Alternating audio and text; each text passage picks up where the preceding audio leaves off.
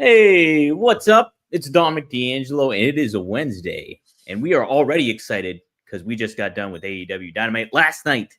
But it's Rumor and Innuendo. I'm here with Mr. Robert Karplis, WB Creative _ish. Robert, happy Wednesday to you. Do you feel satisfied after a Tuesday now? I've not known what day of the week it is because of Dynamite, and it's messing with my head, kind of like you wearing what appears to be an Orange Cassidy denim jacket.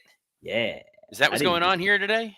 I guess, no, it's just cold outside. It's like a chilly day in Pittsburgh, and so I closed the windows. I just never took the denim jacket off. How cold is it in Pittsburgh right now? It's probably like a 50-something, I would say. Oh, okay. Nice. Yeah, I got no leg to stand on. It's 89 degrees here. Hey, I'd trade you. I would trade you. No, I don't want to be in Pittsburgh. No, sure. I'm relative. As much as I like putting French fries on a sandwich, I'm good. What's also good is saying hi to some of the folks joining us here. Yes. E says, "What's up? Who would have thought the Hardys being TNA tag champs would win the NXT tag titles on a Tuesday, and then on Sunday they will be facing the Dudleys at TNA Bound for Glory." Yeah, this is like a fever dream of a sentence right there to try to untangle. Also, he says Fonzie is returning tonight. Is that true? That is true. Fonzie will be back. Me and Fonzie will go live, rvdtv.com at 8 p.m. tonight. We're going to talk about the infamous match between him and Beulah. That's an all-timer. An all-timer. That's where he bled like a stuck pig. It was crazy. There was a lot of blood in that one. Holy smokes. Now, are you going to get into the rumor and innuendo behind that match? Fill me in a little bit on this, because I'm pretty new to the whole incident of that. So again, this is hearsay within hearsay. We're getting into legal whatever here. That Fonzie was allegedly caught being a stooge, filtering information to someone in WCW. It may have been going up as high as Bischoff. Heyman found out, put him into this match. He bled like a stuck pig. He went out there and gave his heart and soul, and that was when they were like, "All right, this guy is with us," and wow. it alleviated it. This is all sort of urban legend. Yeah. Whether it's true or not, be really interesting to hear anything about that, or you're just going to get me like huge heat with Fonzie. Well, yeah, I'll dabble into it maybe and see what he has to say about that, because I was unaware of it. From what I understand, he was either funneling stuff to WCW or something with action figures. Interesting. Wrestling Old Head says, "Good day to you all. The Hardys got NXT, and Kyle fought Kyle because Kyle killed Kenny." Oh, nice. Yes. And Dre Owens just says, "Hello, R&I." Hello, Dre. Hello. Hello, everybody joining us here on a Wednesday. It's a beautiful day here. It's almost 90 degrees out. It's beautiful, hot and sunny. Dom's wearing a Orange Cassidy cosplay, and we have new NXT tag champions for the brand that is highlighting the hot young talent, the up and comers for the future. And who are the new NXT tag team champions? Well, that would be the Hardy Boys. Their names are Matt and Jeff, if you aren't aware of them. Wow. Well, yes.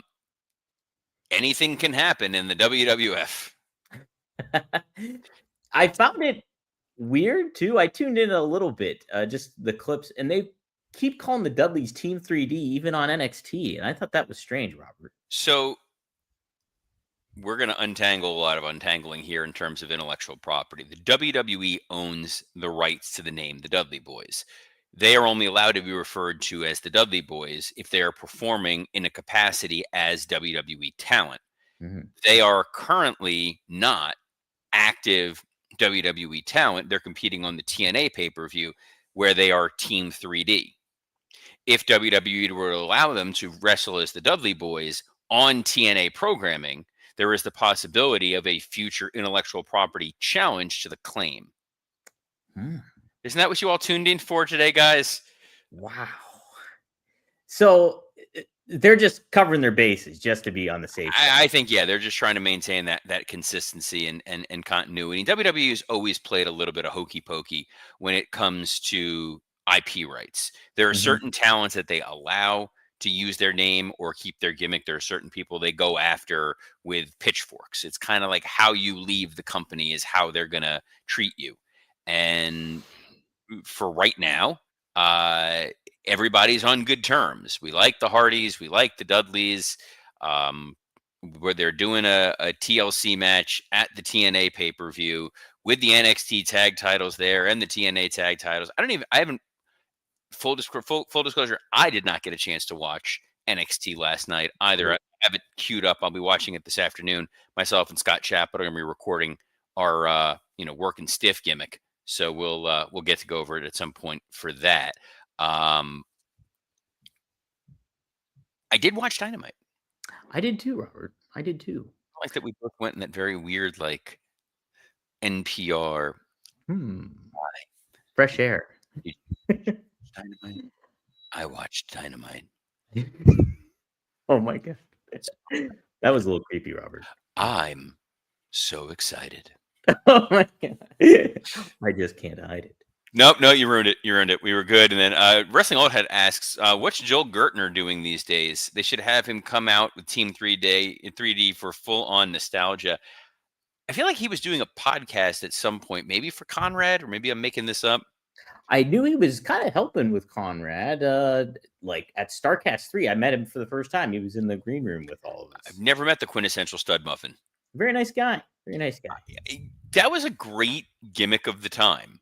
And what's messing with my brain is I was talking with Scott that Dynamite has now been on longer than Nitro was on.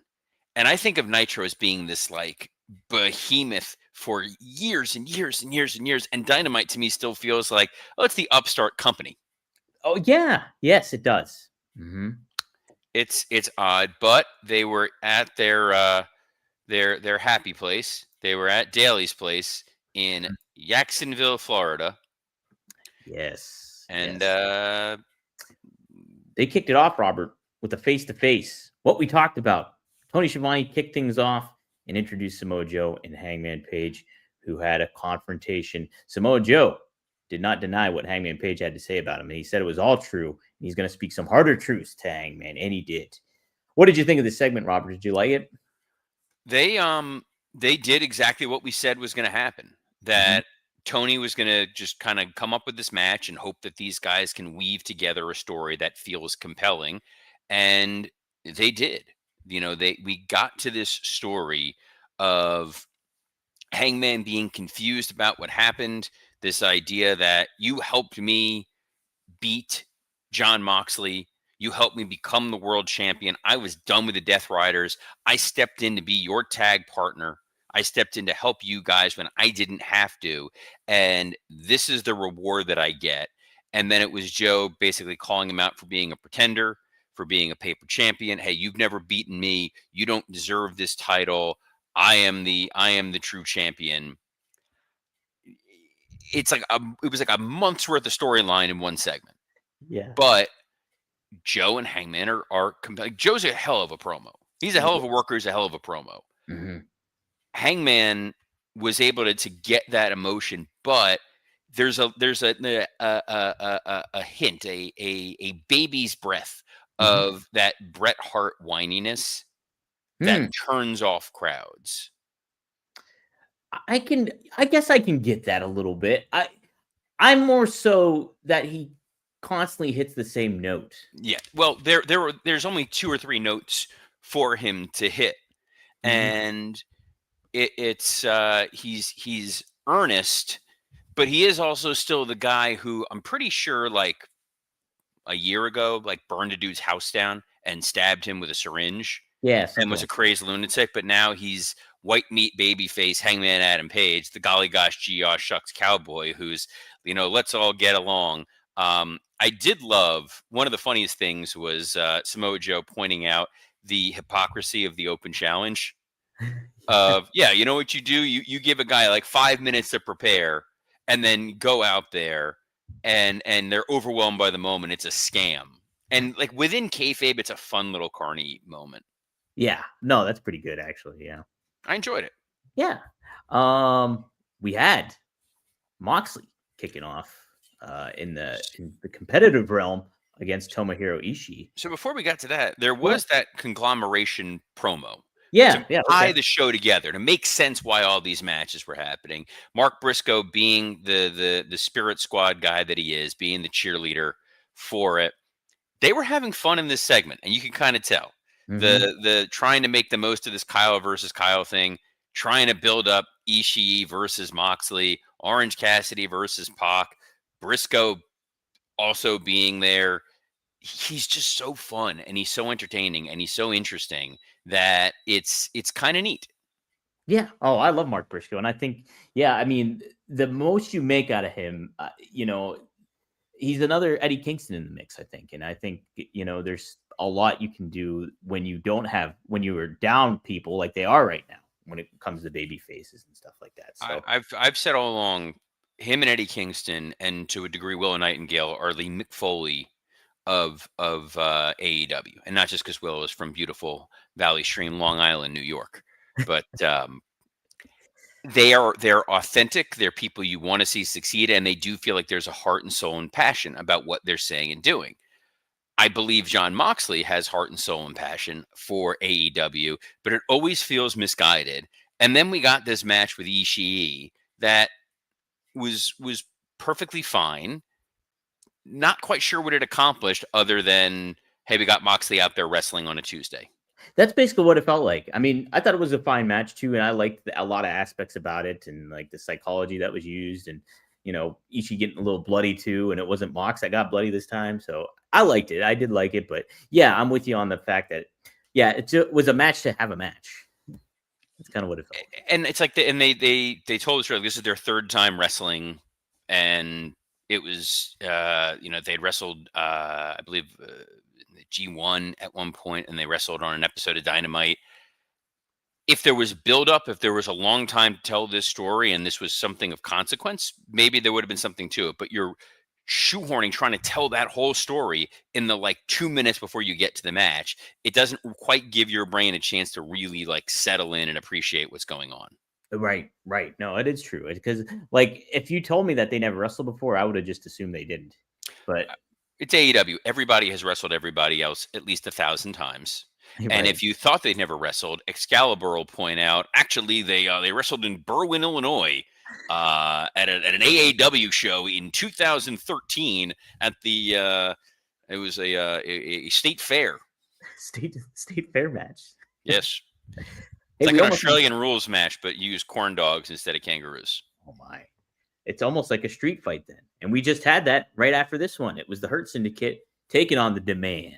And the Hurt Man, Syndicate, it's almost like I teed you up for that. Man, this match was stiff. Yes. And speaking of stiff, Hey. hey, if you thought the Demand versus the Hurt Syndicate was stiff, guys, can we talk to you about our friends at Blue Chew? Guys, much like Ricochet, enter the room dick first. Blue Chew isn't just a tablet, it's a cheat code for your crotch. Stronger, harder, longer lasting, like someone gave your downstairs a pep talk and a gym membership.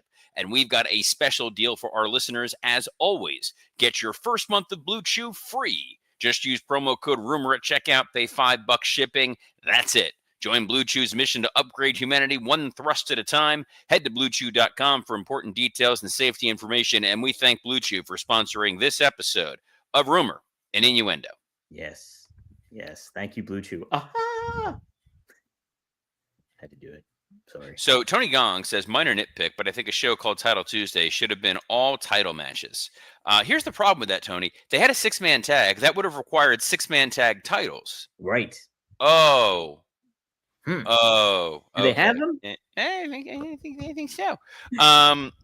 This was a fun match. That table spot where the table didn't break looked like it sucked. Yeah, that did not. That must have been so painful. I loved the visual of the Demand coming out in jeans and the Hurt Syndicate dressed in their button down shirts. It was great. It was mobsters versus street gang. I enjoyed it. It was clear that when the Demand won at the pay-per-view, they didn't have a long-term plan for these guys. Yeah. And now it's just all right, these guys got their win back, and here we are. Here we are. No, again, the purpose is for Hurt Syndicate to get their win back. But like, yeah, it was just another good match. I thought it kind of filled up some time, and I thought it was fun. It was definitely fun. After that, Robert, we had Jurassic Express. They did not fight TBA 2 like we predicted. They fought KM and Orion in what was a squash match, Robert. It was. It was they said some like weird stat where it's like these guys haven't teamed together in like 1,300 days, and it's still like they haven't given really an explanation as to why this is happening. It's true, yeah. Mm-hmm. Again, the story with Jack Perry was he was the evil heel. Then he wanted to use real glass. Then it led to the death of CM Punk. Then he became the scapegoat. He left. He was twisted and messed up in the head as a character. Then he was part of this thing with the Elite and the Young Bucks and all that. And then he disappeared again. And then he was out making like leather and knives and stuff in the woods. Mm-hmm. And now he's just back as a babyface with Luchasaurus feuding with the Bucks. And we don't quite know why. Yeah, I think the babyface is the right spot for him because it's just like that heel run was not good. And so to pair him back up, that makes sense, but it's also like, yeah, what's behind it? What's the substance behind it all? And there is no substance right now. Well, the substance behind it is that song is over. Yeah. The group was over as a duo, so it's just like, all right, let's just let them go out there and wrestle the Bucks. Mm-hmm. Yeah, I think that's true. What do you think of this Bucks thing too? Again, with the money stuff and them. Hey, we need a money match, and now we're just fighting these guys. I don't know. It's just I get them wrestling one another, I guess, but it also just feels a little disjointed. I don't understand a lot of what they're doing with the Young Bucks because, like I said before, I feel like this is the time where you need strong heels as a tag team. The tag division has a lot of really talented teams out there that just don't have a lot to work with. I mean, even Brodito didn't quite have an immediate next tag team they were going to be facing. You got Jet Speed, who's kind of off with FTR on Collision. There's no reason why the Young Bucks couldn't be a force to be reckoned with in some form or fashion. But now is this like hard scrabble, we need money. Makes me think back. They did that with Diamond Dallas Page like 100 years ago when he was like he had lost all his money and he was poor. It was kind of funny. This is old WCW. It was quite entertaining. Yeah, and what they did with Baron Corbin, obviously too. But Corbin's another example. But then the table turns, and then they wind up becoming either sympathetic or they get their money back. And we've seen them already get their money back, and then lose it again. And it's like I just don't see it, like kind of like Rollins. Like I just don't see these guys as baby faces. I see them as baby faces. I do, but I think you should do the due diligence of making them get there in the right manner. I think.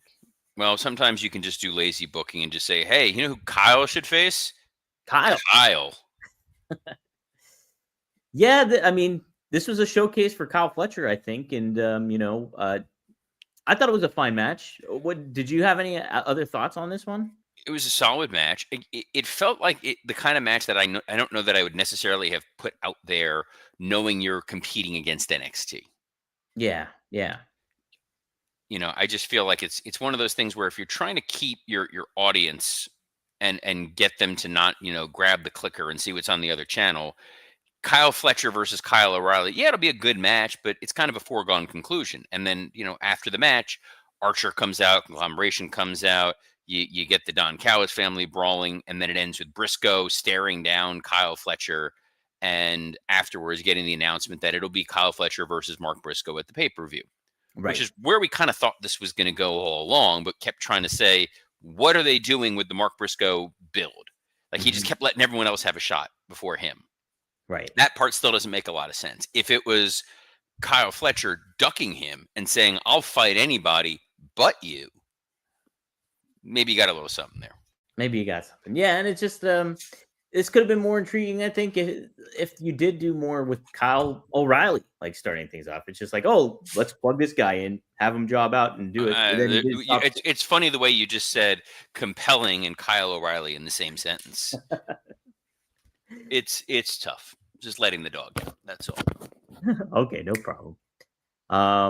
We did have, I don't know where this fell onto the show, but I did want to make note that Jetspeed did do a little brief promo. They definitely did. And I really liked, I dug what they were doing, actually. I like these guys, and I think them with Willow's cool, but they definitely show some good babyface potential, Robert. I don't know if you think anything different. I think Jetspeed are they're good. They need more time to do promos. Yes. They are not great speakers. I think that they're an example of a great, somewhat over babyface team who, if they were given some more time and opportunity to gel together, could be something really, really special. Right. But them working with the Bucks, I think, would have been a really nice opportunity for these guys. For sure.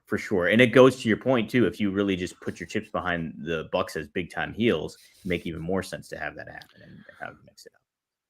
We got the Mercedes Moné Open Challenge. It was not answered by Devin Dowling, who just joined in with an Ayo. Instead, it was the incredibly talented Lacey Lane. Yes. Formerly of WWE, and in just a few short weeks, we'll be competing in Boca Raton Championship Wrestling for the November Knockdown, November 2nd, here in beautiful Boca Raton, Florida. Very nice. It was nice of Tony Khan to use this show as an appetizer for the real main event, which is the BRCW show that we got coming up here in November. I was excited to get to work with Lacey before seeing this match. Afterwards, I'm pretty bullish, dude. Nice. Yeah. These two complemented one another really well. And you can tell Mercedes was kind of excited to have somebody like that in the ring with her too. So I think it was a fine thing to do. And what if they will do more with her moving forward, JCJ? Well, they made a point of mentioning that Lacey Lane. I called her JC Jane. What? You called her JC Jane on an email that no one else saw but you and I. Yes. I'm begging, Dom. Thanks. Just kayfabe. Anyway, no, they had mentioned that Lacey Lane had competed in Ring of Honor a few weeks ago. So it wasn't like this was a total out of nowhere, where did she come from thing, which is kind of nice. And obviously that crowd's going to know who she is, and the audience watching at home is going to recognize her. So cool. I think there were some people who thought this was potentially going to be Dakota Kai or Shotzi. But it was good, and it was better than trying to pretend for the millionth time, like, here comes Riho. That's it. Give a little variety in there. And if you're going to have some stuff happen where you get new talent to mix it up with one of your top talents, I think that's okay from time to time. Well, then we got Takeshita and Okada versus Brodito. Yes. And you were right about the double jeopardy stipulation, Robert. I can't believe I figured that one out. that law degree is finally coming in handy. About time. Maybe I'm confused. Takeshita and Okada seem to get along pretty well for guys who don't get along and then were angry after. And it didn't really help if the announcers after were like, why is Takeshita so mad at Okada? I don't get it. I was like, no, it should have been like more apparent, but I don't know. Yeah. I guess maybe it's contradicting telling the story, though, if they have tension and then they win, but I don't know. I guess you could do it in some form or fashion where they still get it was win. like it's the old school Vince Russo booking of tag team partners who don't like each other. Yeah. Bro, they don't get along, but they got a tag. It's compelling. What if we have PAC come out in pants? And a singlet, bro. Bro, he looks like Mysterio if he joined the Beatles. Boy, what a comparison. It dawned on me who he does look like, though, is Alexander Ovechkin. Short. Well, now I can't unsee that. Right? Now I can't unsee that. I also couldn't unsee the main event, which was Orange Cassidy versus PAC. It was a fine match that felt like it took place 6 years ago. Yeah. Yes. Being in Daly's place, these two guys who neither one of them really became the main event threat that we thought they were going to be. Like, there was a world where they were the face of the company, and they made it feel like a unique and different environment where, Yes, they're not 6'8", but they are your main event guys. Right. So the match was very, very good, but felt, again, sort of inconsequential. Absolutely. And I think, and more so too, you have PAC return, and sure, it was like not a fluke loss, but not like a definitive loss either, except for the 1-2-3. But like, it doesn't. The Death Riders are losers. They lose all the time. What kind of credible threat are they? That's just kind of what reiterates that for me. And yeah, I just don't. They just feel like just a faction that's a faction, and I don't care about them. I also didn't quite understand what was going on with Darby, who just popped up after the match with just a bunch of weapons like Grand Theft Auto. And then he goes to throw a Molotov cocktail, and then the security dude just wiped him out, ended his day. He shut him down. Big time. It was like, what were those things called? The NFL films that they used to have that they did this, where it was just straight up hits. I can't remember the name of those. But yes, that was what that was. So I guess it's Darby versus that guy. But it's never great. Week. It's never great when your babyface is the one trying to murder a stadium full of people with a Molotov cocktail. Yeah.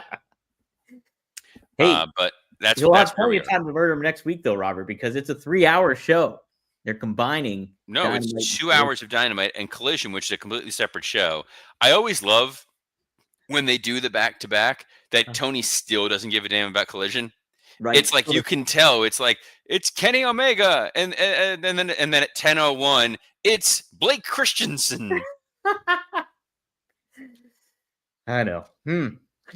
Well, it's 1 hour, 2 hour, 3 hours. We'll still be here covering it as we are every Monday through Friday at noon Eastern on a plethora of platforms, including the WW Creative_ISH X account, the @Dominic D'Angelo X account, the @SE Scoops X account, and on YouTube on Rumor and Innuendo and ad-free shows. So on behalf of the best dressed man of 1993, Dominic D'Angelo, I'm Robert Karpolis. Best of luck in your future endeavors. Just remember, Parker Lewis can't lose. He can't.